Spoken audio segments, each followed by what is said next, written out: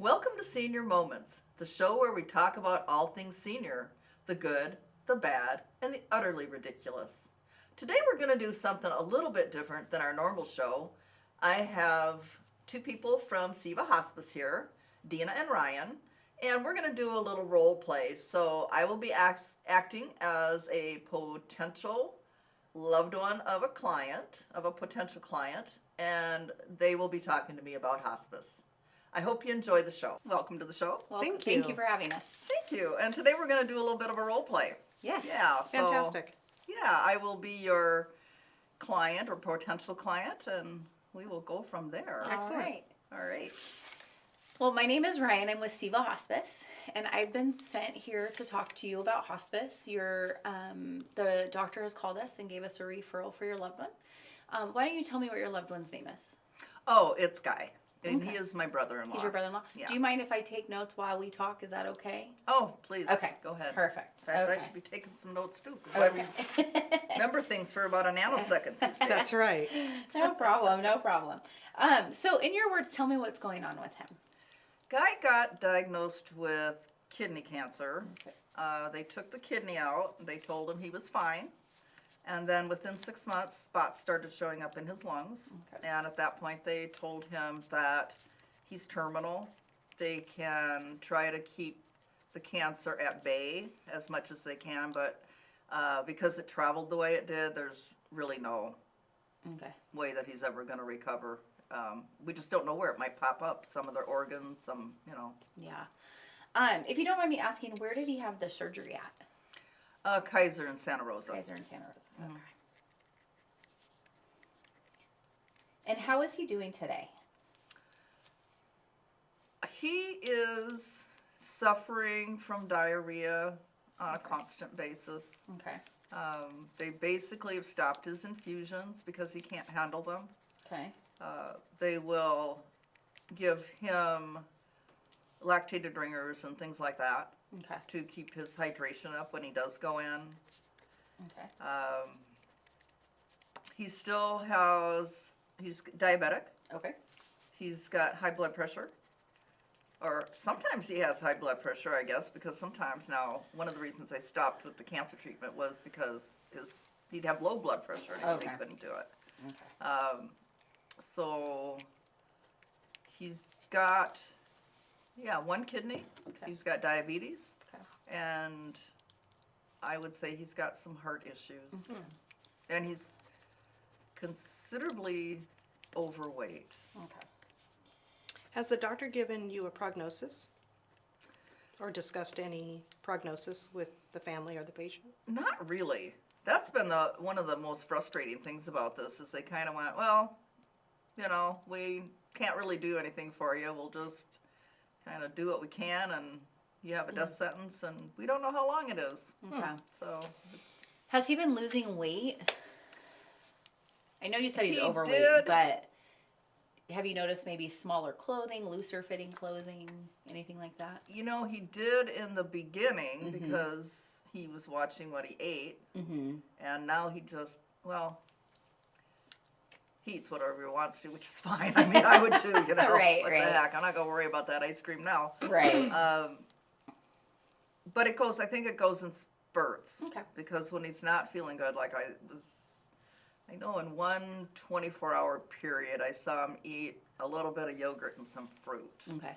And when he starts doing that, obviously he's going to lose weight, and Okay. you can't keep going. Yeah, absolutely. How about his daily activities? Is he able to feed himself, shower himself? Does he walk with a walker?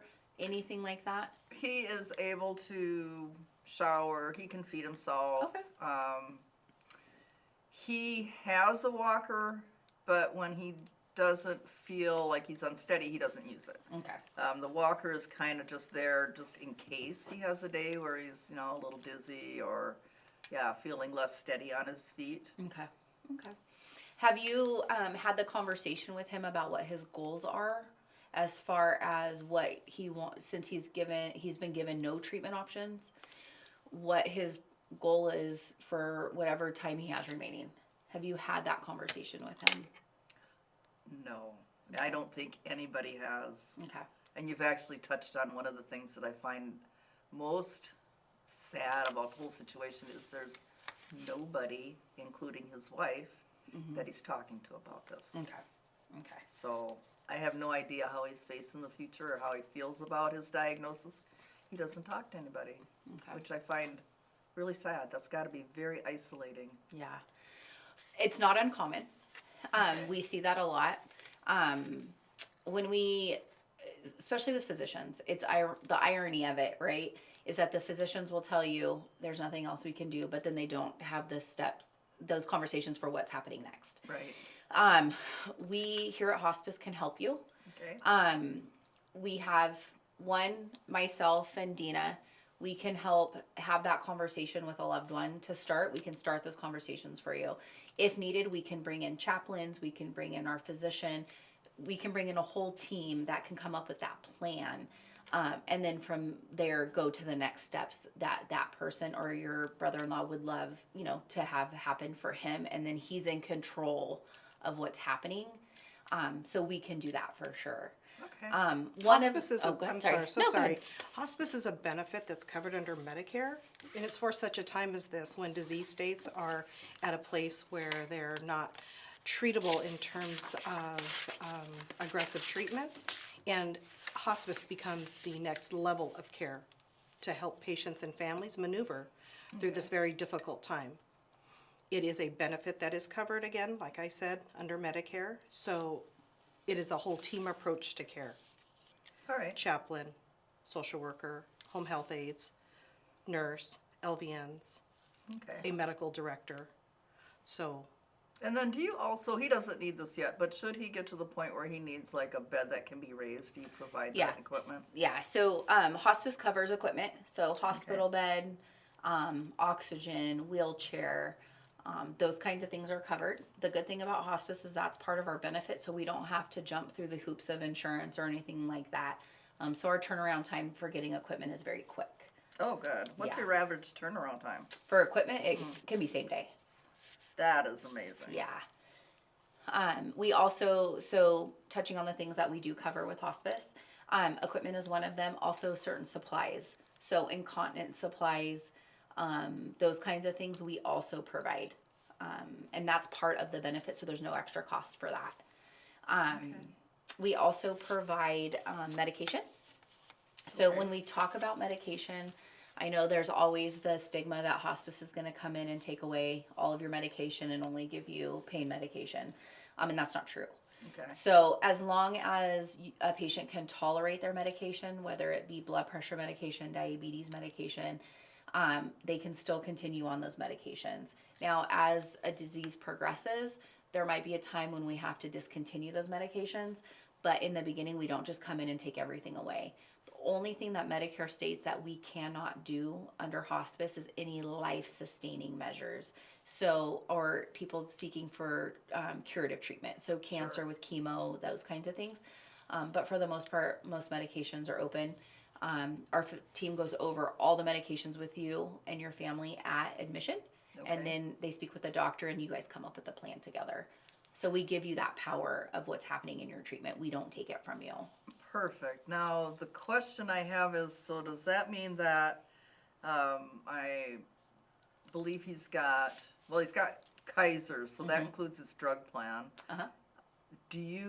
Does he not get those other drugs from Kaiser anymore then? So anything that we prescribe, we take care of, we will cover, we get them at the pharmacy that we use. Anything outside of that, if there's a medication that he would like to continue that we do not cover, he can still get them through Kaiser. and Okay, hospice so- covers all medications related to the disease state, why they're on to hospice. Yeah. So it's the admitting diagnosis that hospice covers all medications related to that disease state. Anything outside of that, they continue, just as Okay, normal. so his blood pressure medication, his diabetes medication would still come out of Kaiser because they're the ones that are prescribing it, not hospice. Well, there might be, sometimes we see a link between high blood pressure and kidney issues. Okay. So that might be something, the blood pressure medication might be something that we do cover. Okay. It just depends on the overall, the doctor reviewing the overall case and deciding what is linked to what. Okay. Yeah. Now, if he's got a deductible, like when I go to the pharmacy, I'll have to pay a $5 copay or something like that. So with you, are there any copays? No. Okay. 100% covered under 100% Medicare. covered. All right. He is a Mormon. Okay. I'm not sure how he'd feel about a generic chaplain. Do you have any ways to provide for, like, if somebody is very specific in their religious, Yeah, so if our chaplains can't meet the needs of a patient on their spiritual level, then we will reach out to a local congregation, or if they have a congregation they're affiliated, we can reach out to them and we will get them connected with somebody who can reach them on their spiritual level. Oh, that is a great idea. Yeah, Yes, because not everybody's the same, exactly. you know? Yeah, So, yeah. yes. Of course. Okay. Yeah. Now let's talk a little bit about what happens if he goes on hospice and then his doctor comes across this great new drug that he wants to try. What happens then? So you just let us know that you would like to cancel hospice. You revoke hospice. We turn his care back over to his care team at Kaiser. And if a week or two later or a month or two later you decide, hey, look, this isn't working, we want to come back, you give us a call and we do the whole thing over again. Okay. And there's Because no the word penalty or anything. benefit, hospice is a benefit under Medicare. That word benefit is very important. It is something that's always in the patient and family's control. It's something that you can start and stop at your wish. So Okay. it's nothing that's contractual. It's consensual. You Okay. allow us to come in and care for you and your loved one. And if at any time you want to change the plan, you're absolutely 100% in control. Okay. So what happens, let's say we get him set up on hospice and then a week from now he falls down the stairs and breaks his leg. Is he allowed to go to the hospital and get his leg fixed? Yes, he is absolutely allowed to go to the hospital and get his leg fixed. The biggest thing is that we encourage is that you have to contact us first. Okay. So that way, if you choose to send a loved one to the hospital and they get admitted into the hospital, we have to discharge them off of service. Okay. If not, Medicare will say, hey, you're doing two different things. You're double dipping. You're double dipping, Yeah, right? okay. So we just need to know about it. But a lot of times what happens is if, say, he falls, you call us, we come out, we'll do an assessment.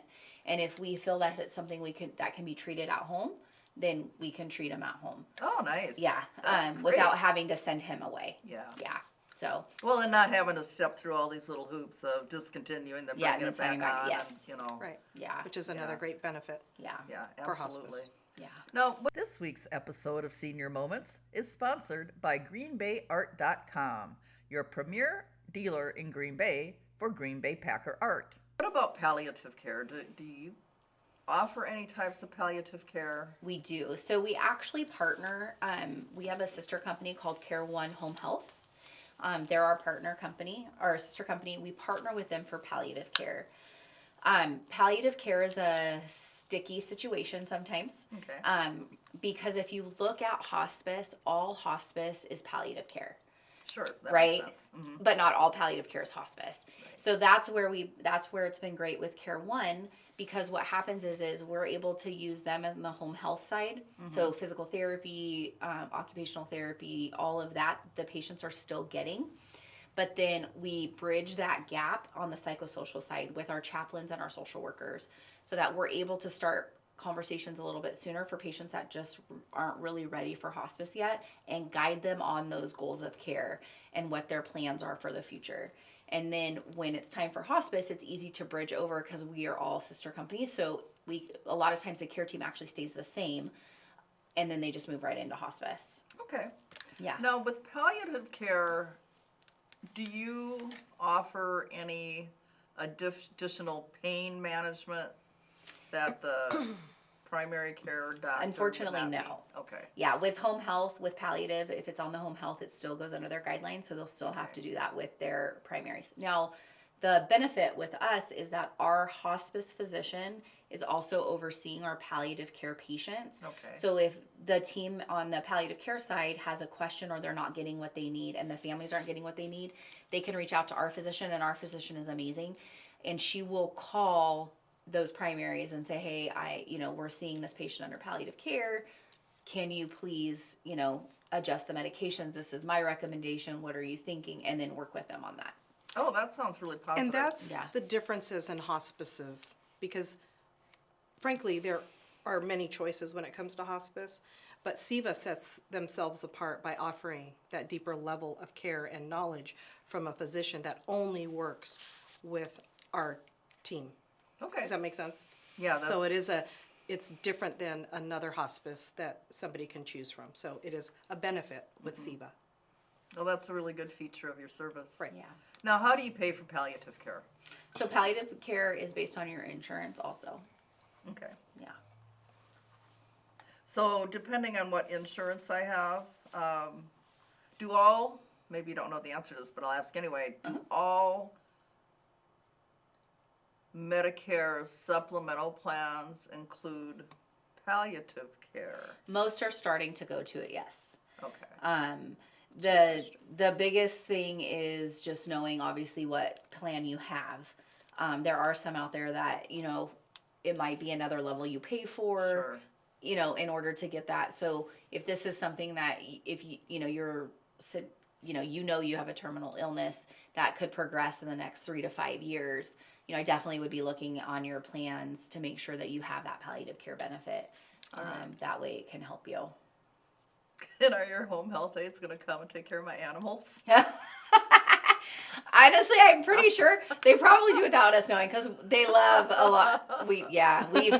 That's I not can't an tell you. uncommon Yeah. scenario. we've had a lot of our staff adopt animals. We'll just say that. Oh, my Yes, goodness. definitely. Hospice is for the Amazing. entire family, Yes. so pets included. Yes. Sure. Okay.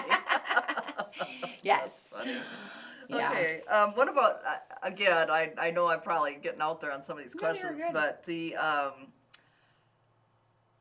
Medicare Advantage plans, Mm-hmm. do they also typically cover palliative care? Now they do cover the hospice, correct? Yes. Is that still Yes. okay? Yeah. Most of our Medicare Advantage are covering palliative care. Perfect. That's Yeah. good to know. Yeah. Yeah. Hopeful. All right. And how long can somebody be on hospice?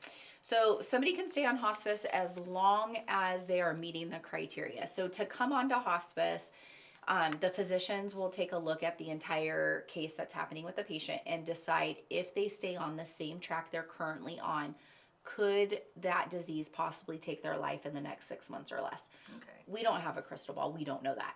But what happens is we've had patients on service with us. I think our longest patient right now is about 3.5 years. Oh my goodness, that's amazing. Yeah. And so what happens is as long as they're meeting the decline within the guidelines of hospice, a person can stay on hospice. Okay. Now, we've had patients that come on and within the first 90 days actually do better, and then they're discharged off of hospice because their prognosis is now longer than 6 months. And so their quality So of the days, quality of much better. yeah, Right. yeah. More intensive care. Yeah, and we see that with patients that just need more continuity of care, that are maybe, lacking in an area that they're not getting. And so when we step in, we're treating patients as whole. When we get all of that together, sometimes, it actually allows patients to thrive and they come off of hospice. It offers That's- stability. Yeah. Right. That is really wonderful. I love hearing those stories. Yeah, yeah, we do too. It's great. It's amazing. So, but that does happen, and that is a question we get often: is does anybody ever come off of hospice? And the answer actually is yes. Okay. So, Then the other question I'm curious about is, when I was in the hospital the last time, they came up with this care plan for me after I, was going to go home, and it just got handed to me. So this is going to happen. These people are going to come see you. If I were eligible for hospice, they probably would have just said, "Here's the hospice people are going to come see you." Right. What if I don't want that particular hospice that they chose for me? it is your choice. Medicare and most insurances are all about patient choice. Okay. So you have the right to say, no, I want this hospice agency, or can I please have a list of the agencies that service this area? And then you can do your research and do that. If you have any questions, there is a website, medicare.gov. You can go on there and you can actually look at all of the providers in your area and what their ratings are. Oh, that's a good tool. Yeah. Very nice. And so they do it for hospice, they do it for, I think, skilled nursing facilities, different providers, I think they're on there. So all of that's available to you on Medicare.gov. Okay. Yeah. Well, that's And good that's to why know. it's important to have conversations about these types of levels of service earlier in a disease state than later, because there's so much that happens towards the end of a disease state, and the patient and family are getting bombarded with information.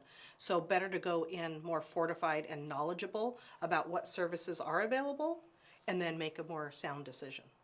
I agree. And one of the tools, to piggyback on what Dina's saying, so one of the tools that we talk to families about and encourage families to have the conversation with your physicians about is this form. It's called a POLST form, POLST, or a physician's order for life-sustaining treatment. So this form allows you to make decisions for yourself now. So if something were to happen to you in the future, your loved ones will know exactly what your wishes were.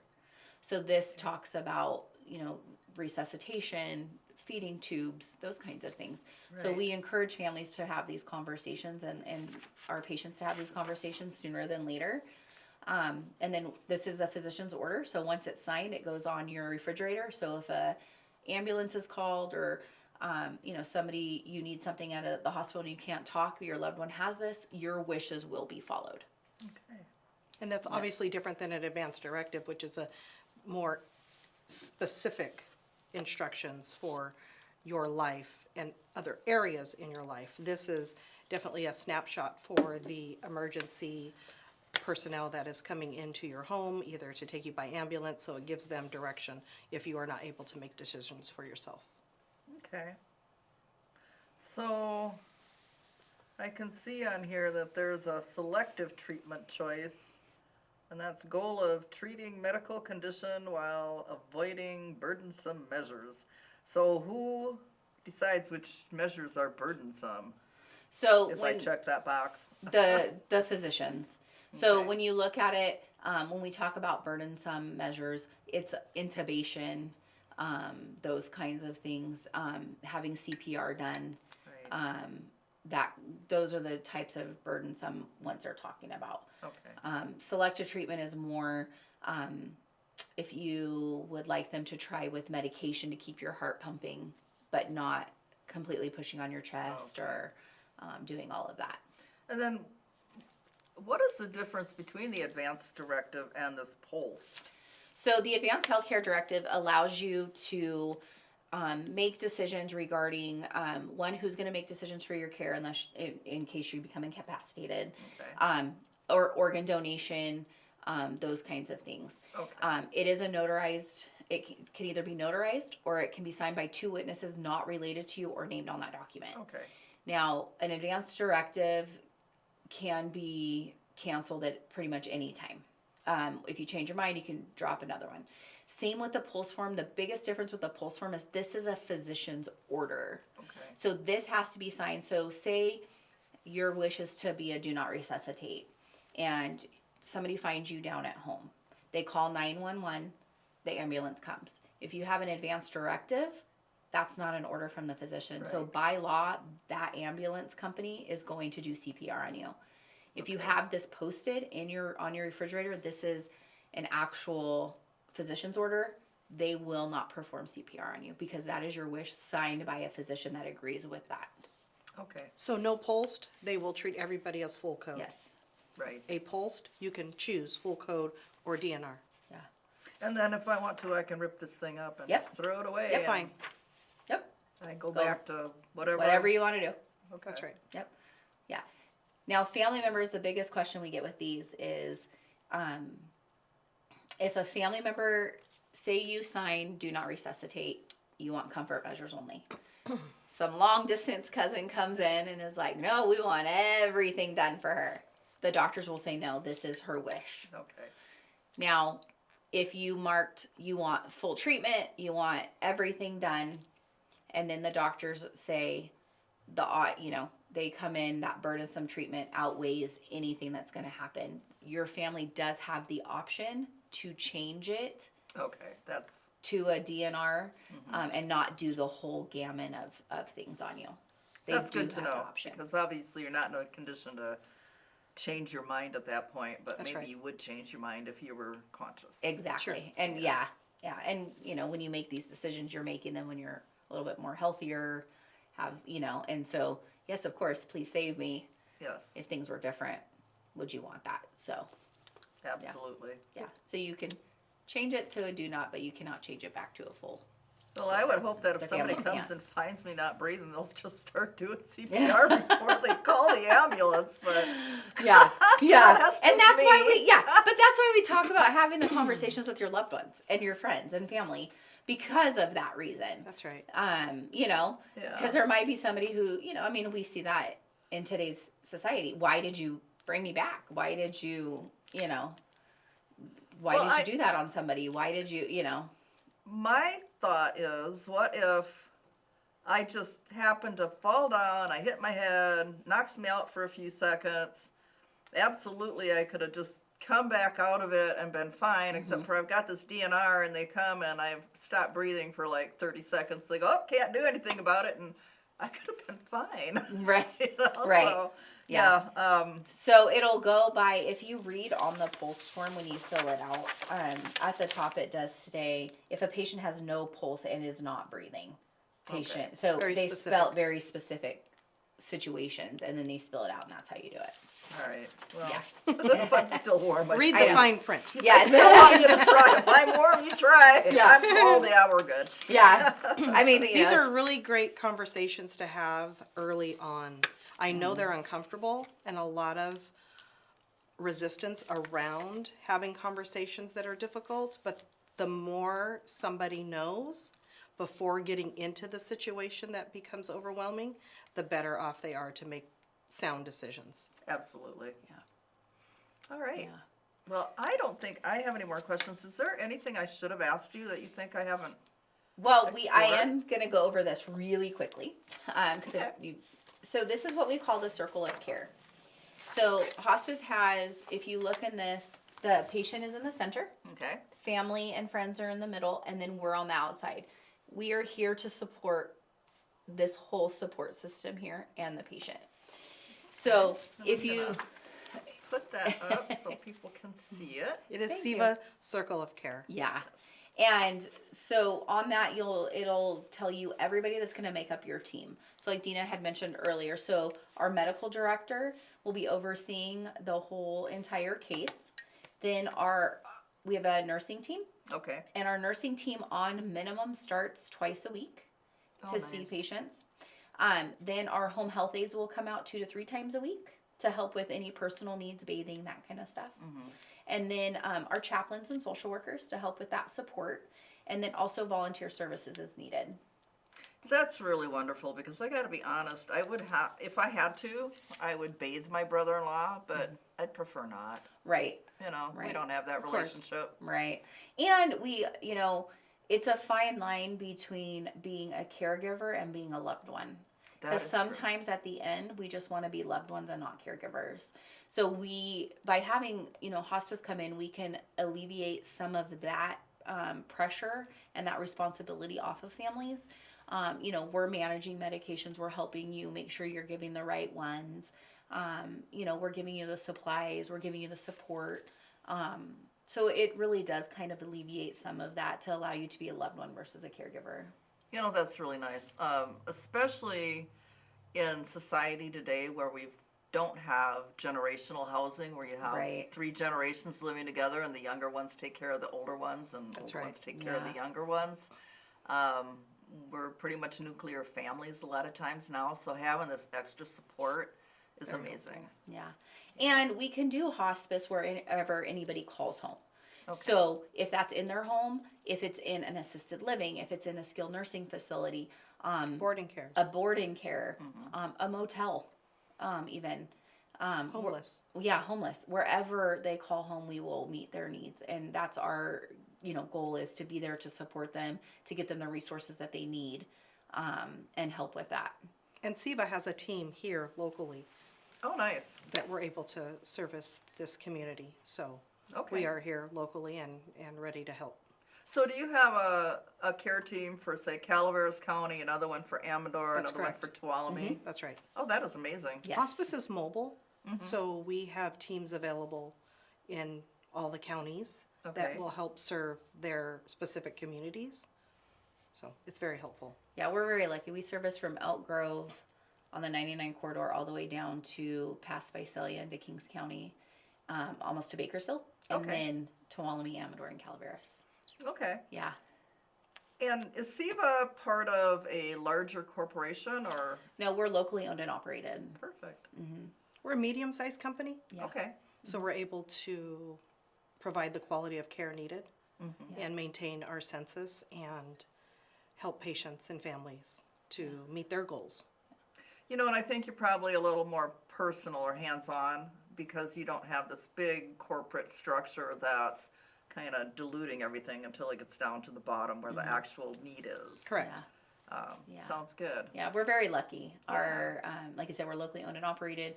We have Care One that I spoke with about our palliative program as our sister company. We have Legacy Home Care for in-home private duty care. So we do have a lot of resources that we get to, have available to utilize. us and utilize us. Right. Mhm. And it's in one place, so, because it can get very confusing. Oh, absolutely. So if we have one person helping to navigate care for patients and families, it's very helpful to the patients and families. Absolutely. So how do I get a hold of you? So there's multiple ways to get a hold of us. All right. You can contact us at our main line, and that phone number is 209-846-9488. Okay. You can reach us online at sevahospice.com. We do have a referrals tab. You can send in information. We have an information tab. So that is available to you, and we are also available on social media. Okay. Why Or don't you can reach me directly. Yes. My cell phone is Okay. 209-915-3055. And again, my name is Dina, and I'm with Seva Hospice. And one of you needs to spell Seva because I would not spell it this way. It's SEVA. All right. And then the website is, www.sevahospice.com. okay, perfect. All right. Well, thank you for your time, and thank you for having us today. Well, thank you. I really Yes. appreciate you coming in today and talking to me and talking to our audience. Of course. Yes. Thank you, audience, for showing up today and